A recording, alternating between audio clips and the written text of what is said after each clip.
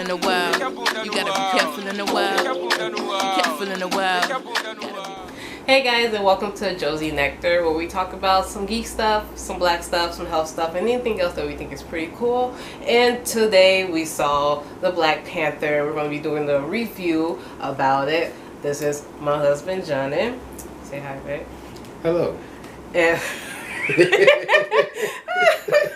and we're going to be talking about some sweets and some stickies about the movie, including how it looked and if it made any sense, and just our overall opinion of it.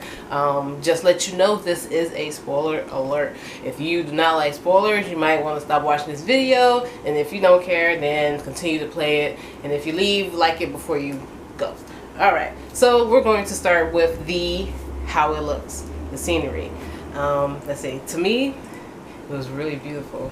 Like, it was big, it was open space, it was a scenery. It didn't look like a set, you know, and it was just big. It was just beautiful. I'd agree. Kudos to the director, Ryan Coogler. I mean, this is the most vibrant Marvel movie I've ever seen. Rich with the African culture, the African dress, the dance, the drums. It was majestic. Yeah, it was. It was majestic. It was grandiose in style. It was, yeah, definitely. I couldn't commend it enough for the look and the feel, the artistic feel he went with it. It really brought you into the movie. Yeah, yeah. Amazing job. And also with the cutting and the directing of the fight scenes, I feel like you really get into it. You know, as far as like it didn't seem like an amateur fight scene. The fight scenes, you felt like you were there watching it being fought. Was it like great? No, it was some good directing. I think that it's kind of hard sometimes to shoot black people in dark scenes. It did get a bit tricky in the beginning. What's going on? Are they the forest? Did he slap him? Who's the bad guys in there? Oh, They okay. all kind of look the same. Exactly. So that becomes tricky. I mean, I can't wait till they like make a camera that really highlights black people out, take away the blackness, or like maybe filming in backgrounds of gray or yellow or some type of bright colors, but in the dark, so that we can actually, you know, see it. You know, in the casino we saw a little bit more of it because it was like more reds, more golds, but in that wood scene But I mean, it had to be like that. I mean, you know, it was a nighttime mission, so it played to his strength. His suit's all black. Everyone else is all black too. I guess they should play into their strengths as well. No one can see each other. That's true. But I don't know. Well, why can't we see? Exactly. I guess us as the audience, we gotta take that loss too. Yeah. But again, it brought you into the movie. Now you was out there in the woods too. You know. Basically. Okay. You mentioned how it sounded. Yeah. You said it sounded majestic. Yeah. Yeah, I agree. It's like they had imagine like a very superhero orchestra type of sounding thing mixed with African drums and African singing and song and stuff like that. So I think that was definitely an A+ for creativity. And like I liked how they mixed the hip hop in also. Oh yeah, and the hip hop. With Killmonger scene specifically, I think he was the only one who had hip hop, right? No, they had hip hop played. I think hip hop only played with Killmonger. And it was to show the distinction between, you know, the Wakandians and someone like Killmonger from the States. Didn't they have some playing when Black Panther walked to go see his sister with different suits? Did they? Maybe. Or maybe it was just that kind of like hip-hop African classic type of thing. But yeah, you are right. Right? Every time he was on screen, though, hip-hop music played, so... Yeah. But yeah, A for creativity for that one. Right. Alright, let's see. So the next we have... The story. Thank you. So for the story, I think that it was a pretty smooth story. It definitely battled between tradition and urban. Tradition and urban? Tradition and new tradition? Well, how would you say that? Well, of course there was a fight between, well, the distinction between the Wakandans, the Africans, and basically an African American, a black person from the States, whose lives going to be completely different. I mean, the Wakandans may live amongst, they may be aware of colonialization and injustices around the world. They're aware of it, but to actually live in it, to experience it firsthand, there's a reason why Killmonger was the way he was. I mean, he was a monster that was created. Yeah. Like I said before, like there's a scene where they both have a scene where they are becoming the Black Panther, and the Black Panther, comes up and he's kind of calm. He's a little shooken up. He's kind of calm, but then Killmonger comes up and he's just kind of angry and mad and furious, and I just think that's kind of like the psychological trauma that he experienced in the city or in the urban, versus the Black Panther who probably didn't really experience that because he was a royalty. He had royal blood in him, so he lived on the better side. He was privileged. He was privileged. Privilege is not only white. He was privileged. But the overall story, I mean, it's a Marvel movie, Same thing pretty much happens in every Marvel movie. Depends. I mean, if you went to go see it, clearly you probably like Marvel movies. But first time I've ever seen conversations as, the distinction between an African and an African American, and the monsters that are created when you impoverish people. It's the first time seeing those topics on such a large scale. I mean, this is a blockbuster movie. And you put that in there. You took I wouldn't say you took well, I guess you did take a risk. I mean, kudos to you for actually going through with it. You had the balls to put it in there.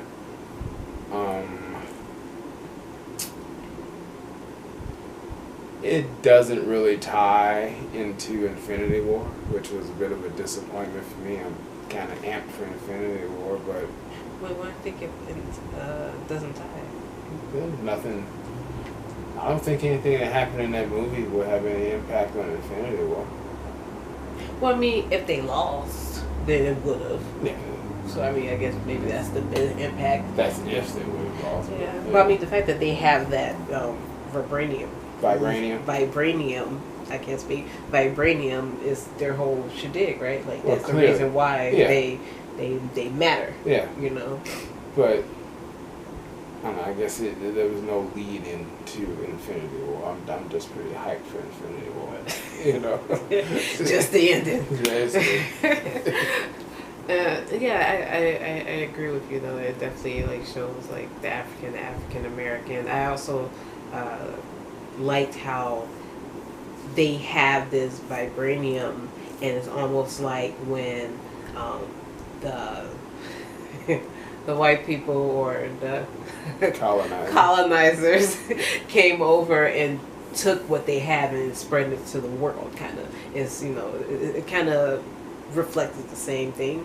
It's like it's only here. So if you want, you have to come here, and even if you get it, you're going to sell it anywhere else. It's almost like the culture of Africa. How if you want, you got to go there, and then they come to Africa and take whatever and just spread it wherever they want to spread it. I think it's I don't know, I kind of felt that little connection. If they get it, and they're just going to destroy it, or they're just going to expose it, or whatever the case might be. Of course. That's another kudos to all the jokes, It's going to make a lot of white people uncomfortable, but there's nothing wrong with that. There's nothing wrong with that. Being uncomfortable is good for you. Being uncomfortable is good, It breaks you out of your bubble. It builds character. It does build character. I mean, if it's true, it's true. Yeah. It makes it maybe it'll make it race a more easy topic to talk about. Mm-hmm. I mean, what's better than humor to break down barriers? Yeah. And to see again something at a movie at this high of a level discussing racial issues and racial tension is refreshing. Yeah, I agree. All right, but now we're gonna get to our stickies and our sweets. Let's start with the sweets. I think one of my sweets is when he said the white jokes were there. It was funny. I don't know. It was funny, and it was weird to have like I said, all these different types of white jokes. I mean, we laugh at black jokes. I mean, you know, we're black, but it's different to have these white jokes on screen or something, like I said, so big, so international, and then there's white people there, and some of them kind of look uncomfortable. You know, they kind of look like okay, this is one part when the white guy comes in. And the sister says, "What she say? Don't take me. Scare me, colonizer. Don't scare me, colonizer." And everyone just starts busting up laughing, and I just like, and we're sitting next to two white couples, and there's two white couples in front of us, and they're just like, but they never really laugh at it. And I'm like, well, if we can laugh. That was the cat, sorry. If we can laugh at ourselves, if we can laugh at all the black jokes that's in any type of media, and you guys can't laugh at some of the little simplest white jokes in the media, then I mean, like, why do we even have entertainment? Because that's just kind of like you said, like, barriers need to be broken at this point with the better way to do it. It was a little bit of humor, you know? Oh, yeah. And there was no hatred. No. I mean, all of it was true. You was colonizers. You are white. What was the other one? Colonizer. White wolf and yeah, and I guess it's just the way that they were acting. They acted towards the white people, the white guy, as if he didn't know anything. Like he couldn't just come in and take over because that wasn't his home. And I think that was very important to put in there because usually a lot of white people or colonizers, at least back in the day, would just take over. Even though this is already a home, right. But I own it now. I know what I'm doing. You don't know what you're doing, even though you've been living here for years. Right. And I think that kind of just steps in and tells you what's going to happen, you know? So. He passed him on. What's the white guy's name?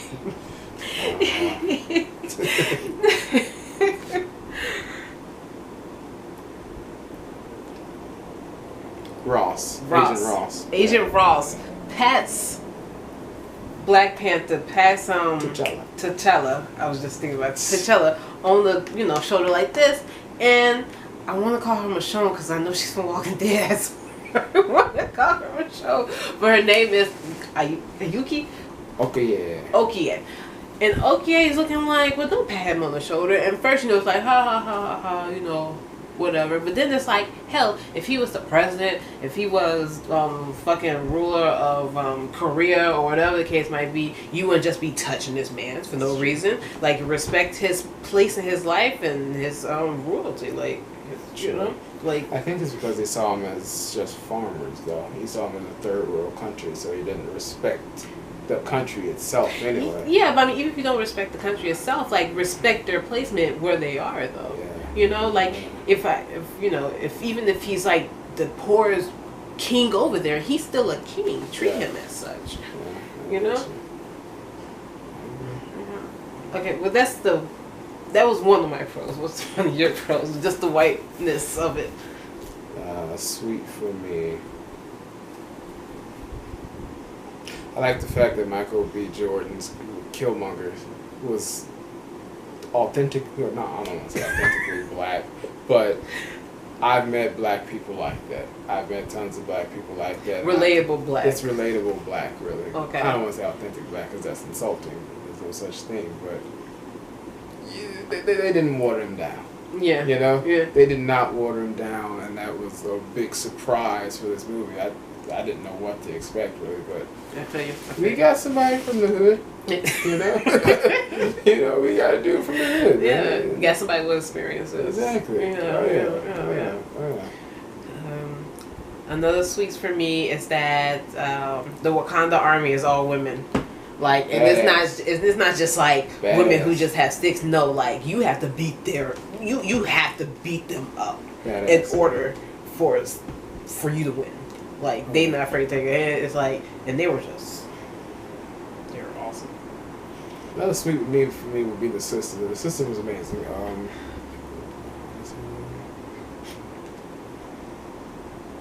We're not familiar with the characters, y'all.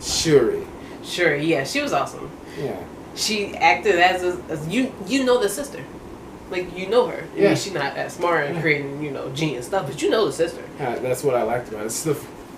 This is the first time we've seen a black woman being the man in the chair. You know, Oh, the man in the chair. you know, Yeah. is this the first time I've seen a black woman doing that? Such a young one too. Yeah, I think it's You first know? time you see a young black woman And doing she's that. the creative genius. Yeah, she's in creating all the Yep. devices, the weapons. She's the Tony Stark of the She's place. Tony Stark of the place. Yeah. A young black girl. Yeah, It's pretty fucking. that is pretty cool. It's awesome. And it's not like she's like most time you see it, you might see it like some type of space movie, but they're not even on the cast list. Like they're not even mentioned on there. Yeah. But she's like one of the what am I trying to say? Co-stars, and she's getting all that rep for being this smart genius that's creating stuff for her brother and everything, or for the whole army almost. Yeah. Yeah. Kudos to her. Definitely. Is that so sweet? Is it my turn? Yeah. I'm trying to think who else I said. Soundtrack. I've listened to soundtrack.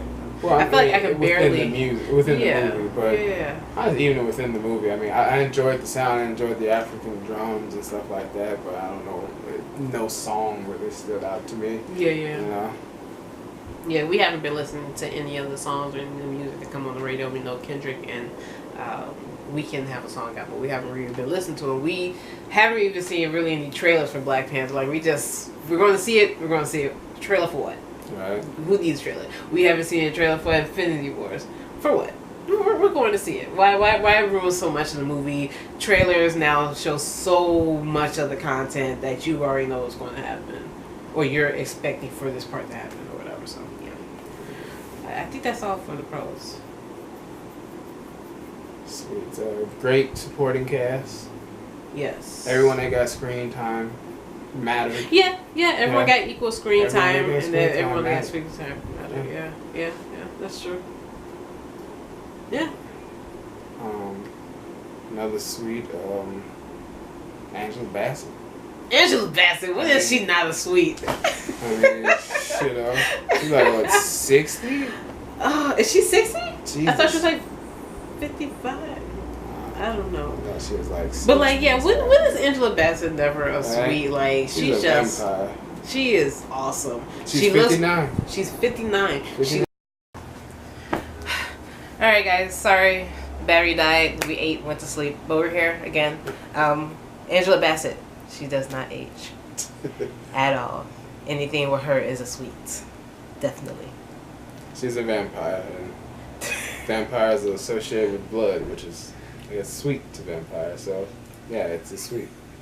Right? Right? Okay. Alright, yeah, I get that. And then we have Forrest Whitaker.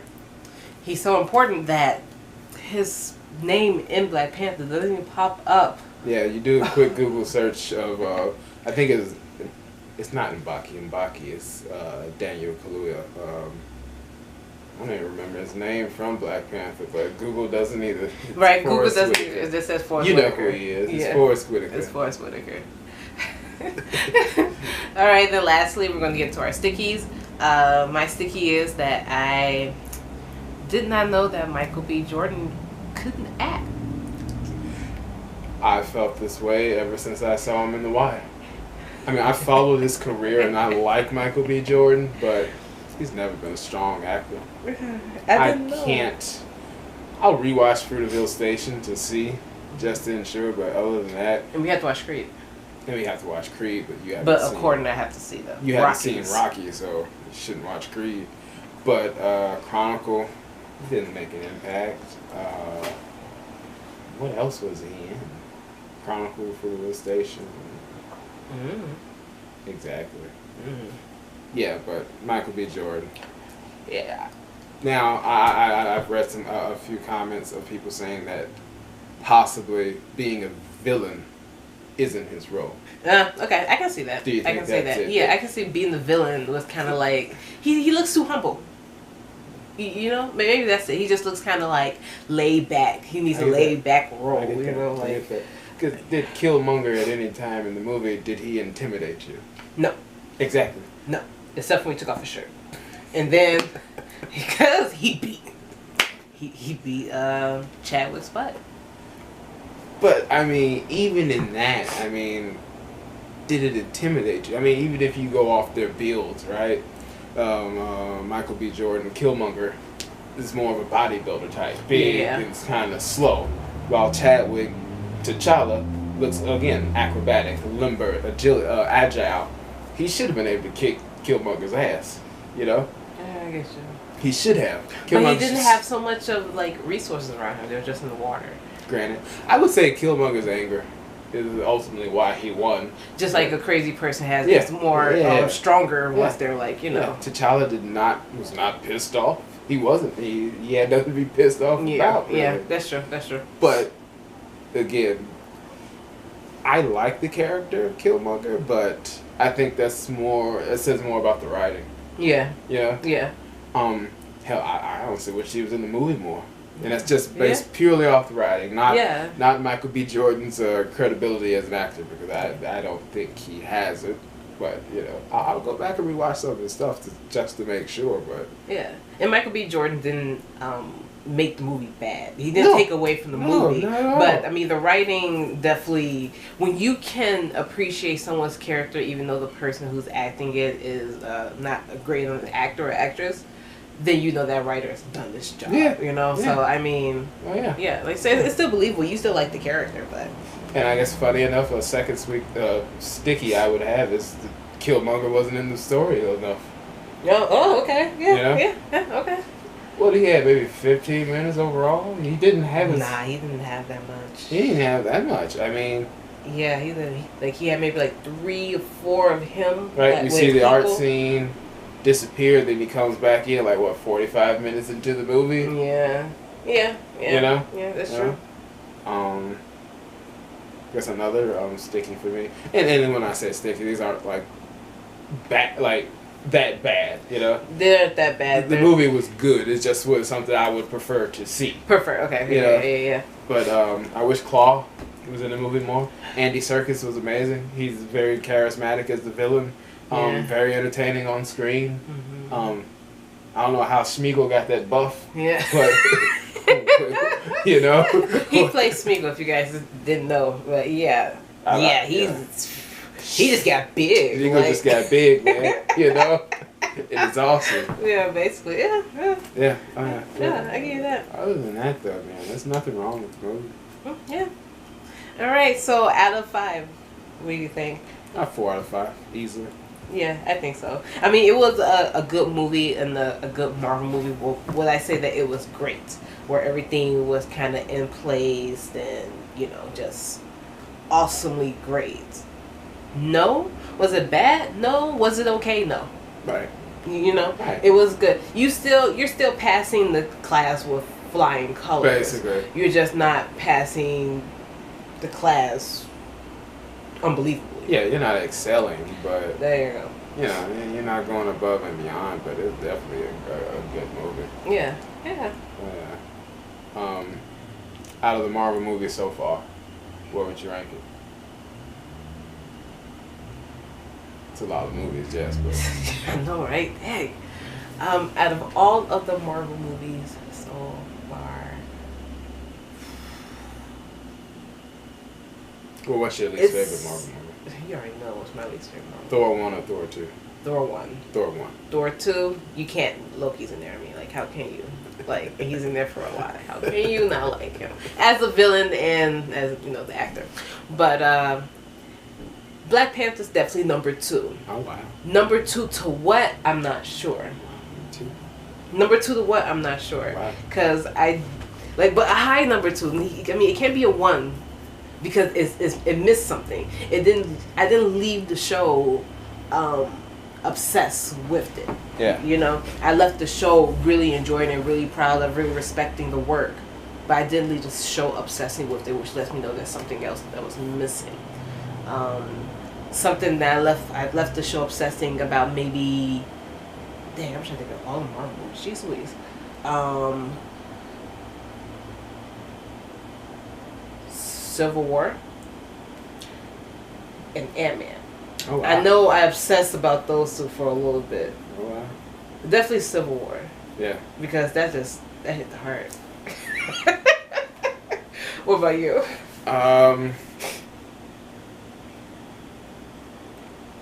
It's top 5, definitely. Mm. I couldn't tell you what my number 1 is. I'm a big fan of the Captain Americas, especially Winter Soldier and Civil War. Mm-hmm. Iron Man 1, because I mean it started all of it. It started all of it. Yeah. You left Iron Man 1 excited for what was to come. Yeah, but you know what? It's been so long ago. I have to rewatch that. Like I didn't like rewatch it as much. Just rewatched everything. And then else. Avengers 1 was just fucking just amazing. Yeah. You know. So it's in my top 5. I couldn't tell you where it lands. Like towards the higher or lower? What do you think? Like towards the 1, 2, or towards the 3, 4, 5?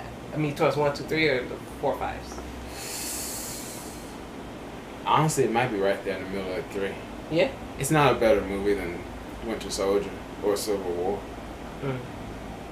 It's just not. I mean, those are just, you know, Black Panther. It's different. It speaks on the black issues, and it actually has a message and it's powerful. But Winter Soldier and Civil War are just better movies. I get you. You know? I get you. And I think that's when you like compare them all to the other Marvel movies. Which one is the better movie? Now, if you go to which one is more involved in the story to like kind of carry on the story, what would you say? Carry on. You got what you call it too? Guardians of the Galaxy. But I wouldn't exactly say right. But they like definitely impact the movie because they're probably going to bring something around Thanos and everything. Granted. So.